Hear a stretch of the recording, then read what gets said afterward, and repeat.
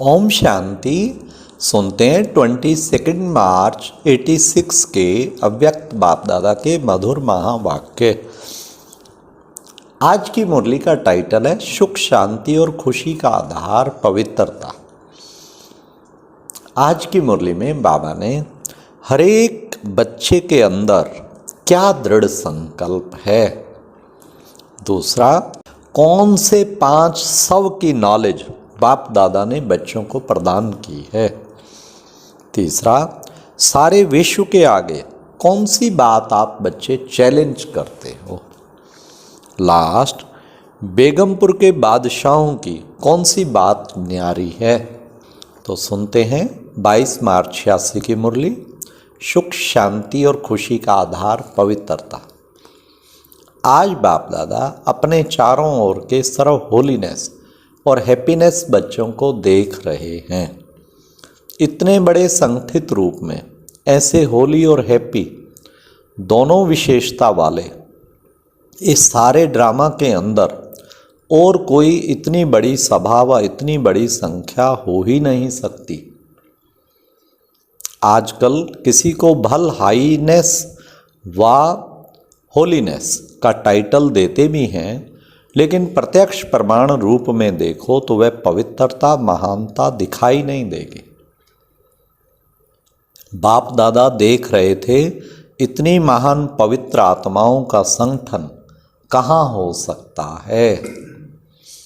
हर एक बच्चे के अंदर यह दृढ़ संकल्प है, यह दृढ़ संकल्प है कि ना सिर्फ कर्म से लेकिन मन वाणी कर्म तीनों से ही पवित्र बनना ही है। तो ये पवित्र बनने का श्रेष्ठ दृढ़ संकल्प और कहाँ भी रह नहीं सकता, अविनाशी हो नहीं सकता, सहज हो नहीं सकता। और आप सभी पवित्रता को धारण करना कितना सहज समझते हो, क्योंकि बाप दादा द्वारा नॉलेज मिली और नॉलेज की शक्ति से जान लिया कि मुझ आत्मा का अनादि और आदि स्वरूप है ही पवित्र। जब आदि अनादि स्वरूप की स्मृति आ गई तो यह स्मृति समर्थ बनाए सहज अनुभव करा रही है। जान लिया कि हमारा वास्तविक स्वरूप पवित्र है, यह संग दोष का स्वरूप अपवित्र है। तो वास्तविक को अपनाना सहज हो गया ना। बात को आजकल की महान आत्मा कहलाने वाले भी असंभव समझते हैं, अननेचुरल समझते हैं, लेकिन आप पवित्र आत्माओं ने उस असंभव को कितना सहज अनुभव कर लिया। पवित्रता को अपनाना सहज है व मुश्किल है। सारे विश्व के आगे चैलेंज से कह सकते हो कि पवित्रता तो हमारा सब स्वरूप है। पवित्रता की शक्ति के कारण जहाँ पवित्रता है वहाँ सुख और शांति स्वतः ही है। पवित्रता फाउंडेशन है। पवित्रता को माता कहते हैं और सुख शांति उनके बच्चे हैं। तो जहाँ पवित्रता है वहाँ सुख शांति स्वतः ही है। इसलिए हैप्पी भी हैं, कभी उदास हो नहीं सकते, सदा खुश रहने वाले। जहाँ होली हैं तो हैप्पी भी जरूर है। पवित्र आत्माओं की निशानी सदा खुशी है। तो बाप दादा देख रहे हैं कि कितने निश्चय बुद्धि पावन आत्माएं बैठी हैं। दुनिया वाले सुख शांति के पीछे भाग दौड़ करते हैं, लेकिन सुख शांति का फाउंडेशन ही पवित्रता है। उस फाउंडेशन को नहीं जानते, इसलिए पवित्रता का फाउंडेशन मजबूत ना होने के कारण अल्पकाल के लिए सुख व शांति प्राप्त होती भी है, लेकिन अभी अभी है और अभी अभी नहीं है। सदा काल की सुख शांति की प्राप्ति स्वाय पवित्रता के असंभव है। आप लोगों ने फाउंडेशन को अपना लिया है, इसलिए सुख शांति के लिए भाग दौड़ नहीं करनी पड़ती। सुख शांति पवित्र आत्माओं के पास स्वयं स्वतः ही आती है।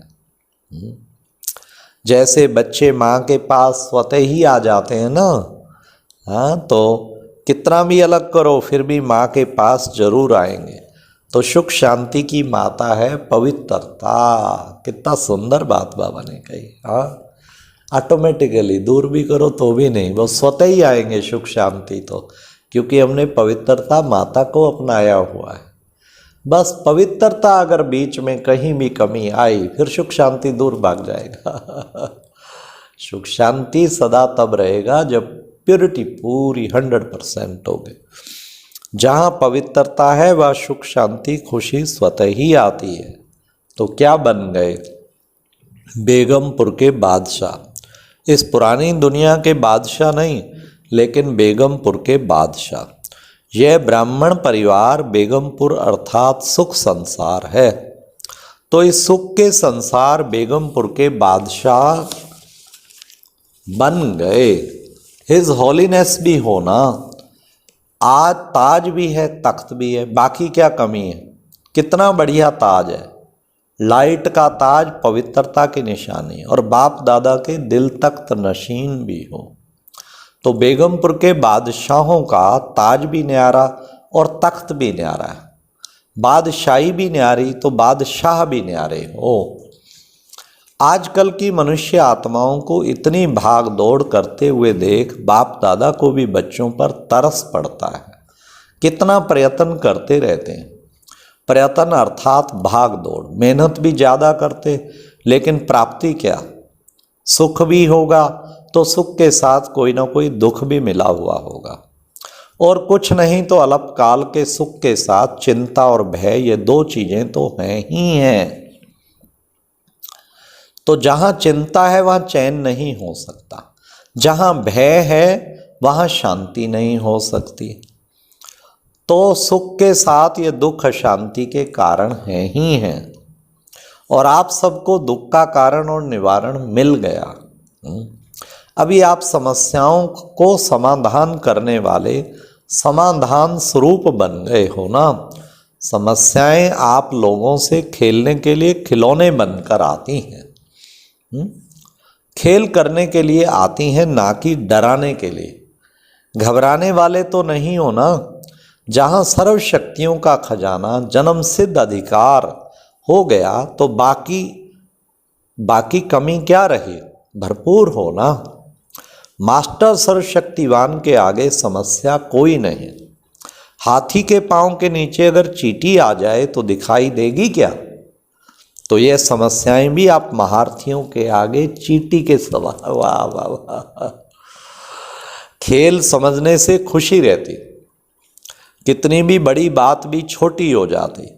जैसे आजकल बच्चों को कौन से खेल कराते हैं बुद्धि के, वैसे बच्चों को हिसाब करने दो तो तंग हो जाएंगे, लेकिन खेल की रीति से हिसाब खुशी खुशी करेंगे।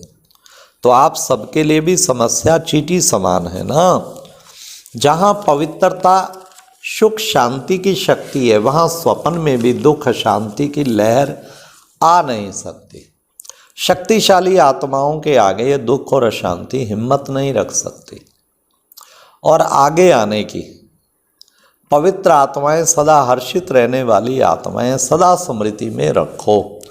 अनेक प्रकार की उलझनों से भटकने से दुख अशांति की जाल से निकल आए, क्योंकि सिर्फ एक दुख नहीं आता है, लेकिन एक दुख भी वंशावली के साथ आता है। तो उस जाल से निकल आए। ऐसे अपने को भाग्यवान समझते हो ना। आज ऑस्ट्रेलिया वाले बैठे हैं। ऑस्ट्रेलिया वालों की बाप दादा सदा ही तपस्या और महादानीपन की विशेषता वर्णन करते हैं।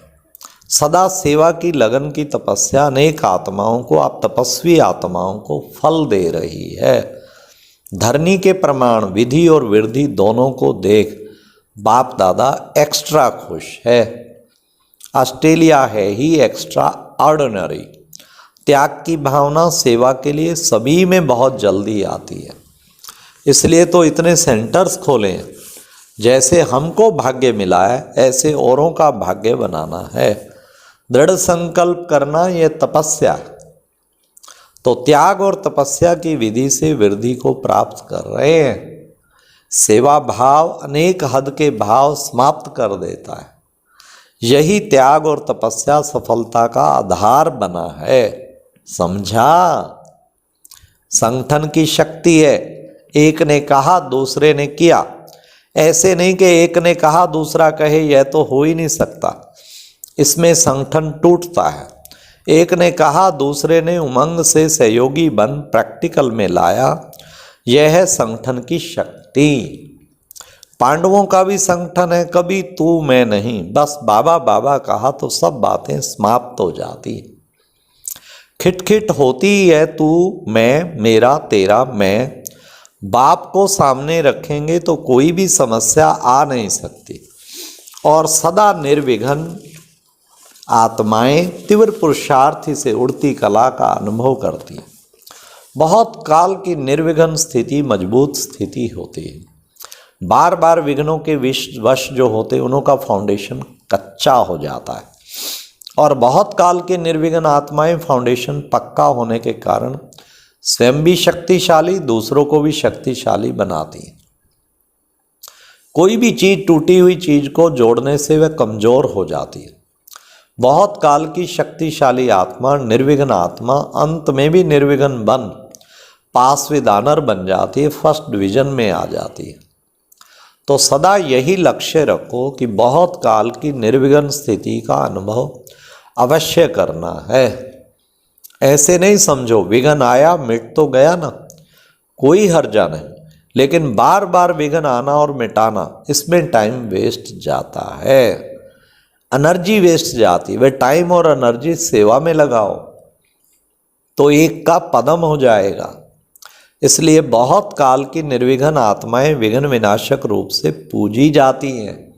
विघ्न विनाशक टाइटल पूज्य आत्माओं का है। मैं विघ्न विनाशक पूज्य आत्मा हूँ। इस स्मृति से सदा निर्विघ्न बन आगे उड़ती कला द्वारा उड़ते चलो और उड़ाते चलो, समझा। अपने विघ्न विनाश तो किए, लेकिन औरों के लिए विघ्न विनाशक बनना है। देखो आप लोगों को निमित्त आत्मा भी ऐसी मिली है, निर्मला डॉक्टर, जो शुरू से लेकर किसी भी विघ्न में नहीं आए, सदा न्यारे और प्यारे रहे। थोड़ा सा स्ट्रिक्ट रहती है, यह भी जरूरी है। अगर ऐसी स्ट्रिक्ट टीचर नहीं मिलती तो इतनी वृद्धि नहीं होती। यह आवश्यक भी होता है, जैसे कड़वी दवाई बीमारी के लिए जरूरी होती है ना। ड्रामानुसार निमित्त आत्माओं का भी संग तो लगता ही है, और स्वयं आने से ही सेवा के निमित्त बन गए तो ऑस्ट्रेलिया में आने से सेंटर खोलने की सेवा में लग जाते। यह त्याग की भावना सारे ऑस्ट्रेलिया और जो भी संपर्क वाले स्थान हैं उनमें उसी रूप से वृद्धि हो रही है।